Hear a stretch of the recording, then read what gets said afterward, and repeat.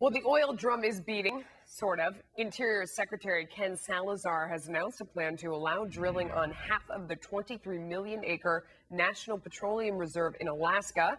The other half, well, that stays off limits to oil and gas exploration. And those in the industry are angry. Still, half is better than, none. With me to debate the issue are Sally Kohn, Fox News contributor, and Ford O'Connell, GOP strategist. Thanks to both of you for joining us. Ford, what do you think? Half is better than nothing. No, I think the Department of Interior's plan is just short of a joke. It places too many restrictions on companies looking to invest in this region. Look, they're treating this like a wildlife refuge, and this was zoned in 1923 for the sole purpose of drilling of oil and natural gas. And clearly the Obama administration wants to leave jobs and much-needed revenue on the table, which is sad at this time of high unemployment, our need for jobs and our need for, new revenue. Sally, we're looking at a map, and it's 550 million barrels of reserves there. Why shouldn't we go get it? Well, this is funny. You're exactly right. This is a perfect glass half empty, half full. They just said half of it will now be open, but that's still not enough for the oil companies. They want it all. I mean, sure, it would create jobs. They should just come drill in my backyard. Anything that's going to create jobs isn't necessarily good. And, the larger issue here is, look, in this economy, in this moment, we have a choice as a country. Are we going to move forward, create jobs for the future, or are we going to desperately cling to the fossil fuels of the past and literally dig at whatever jobs we can find in the ground? We can do better than that. Ford, what do you think?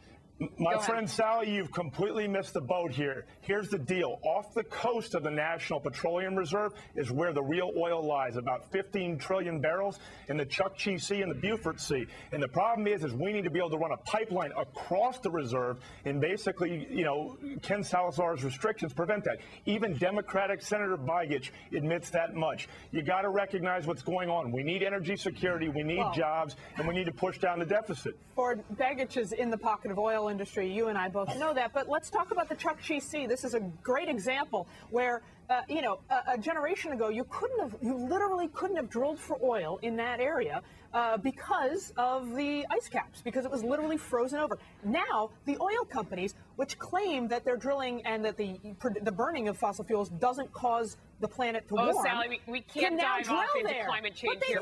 We got to stay focused on what we're doing. But that is what this is about, which is why we shouldn't drill. We import 45% of our oil. I mean, you kind of have to pick your poison here. We don't want to import. At the same time, we're using corn for ethanol that we need to feed our cattle. We have a giant drought going on in this country right now.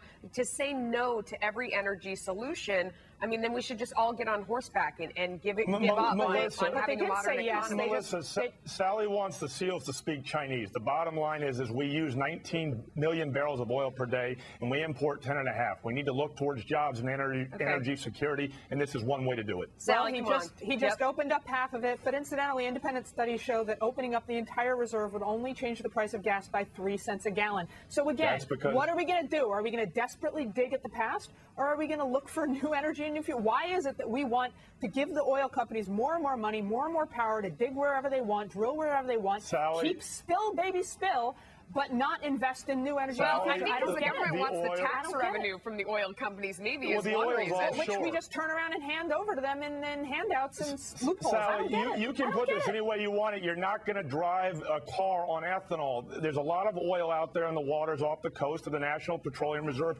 We should look at mining it so that we have it, China doesn't have it, and we look towards our energy security in the future. That's the bottom line. I'm not really saying quickly, Sally, last word, and then we got to go. I'm not saying we shouldn't use domestic sources. And in fact, domestic production is up more than it ever has been. But look, I also believe, but Ford, I believe in America, and I believe we can do better than that. Once upon a time, we couldn't drive cars on gas either. We can come up with the energy of the future. Okay, we're going to go back to horseback. I like horses. We're going to leave it there, guys. Thanks so much for a spirited and thoughtful debate. I appreciate both your times.